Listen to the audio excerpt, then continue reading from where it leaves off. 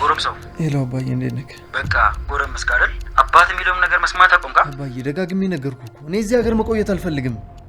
ያናገረች ይችላል እንዴ? ምንድነው የሚዘጋሽ? ምን አይነት ጸባይ ነው?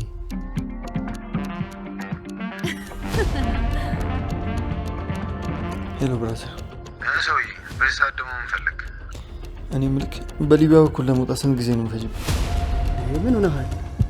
ማንም ከጎኔ ባልነበረ ሰዓት እኮ አንተ ነህ ከጎኔ የነበርከው። እንዴት ይህን ትንሽ ነገር ማድረግን ያቅተኛል? በጣም አመሰግናለሁ ወንድሜ።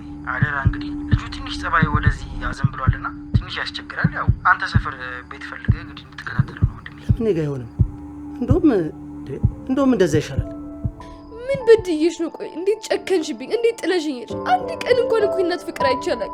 ምንም አያደርግም። ልጁ እኮ አሜሪካ ነው ያደገው። ማንነቱን በምን ታውቃለህ? በእኔ ሆነብሽ ማሪ። እሱ ምንም አያደርግም። ያሉና ነገር ውለታ ለእኔ ውሎልኝ አባትየው እኔ እችን ጥቂት ነገር ማድረግ እንዴት ያቅተኛል? እንግዲህ ለሚፈጠረው ነገር ኃላፊነቱን ራስ ትወስዳለህ። ቆይ ምንድን ነው እየሆነ ያለው? አረ ቤተሰብም ጋር ችግር የለም። ብዙም አላነሰም። ታሽ ያከፋሪ ታሽ ያከፋሪ እንደውም እናት የለኝም። እሷ ትታኝልኝ። ስለዚህ እኔም አልፈልጋትም በቃ።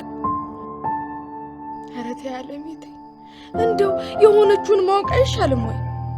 በል ንገረኝ፣ ልትከራይላት ነው? አይደለም፣ አንተ ልትወጣ ነው።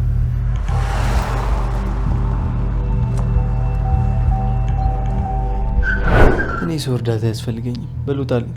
የዓለም የደስታ እኮ እናቷን ማግኘት ነበር። እንዲሁ አልሳካላት አለ እንጂ። ምን ማርያ እናቷን እየፈለገች ነው?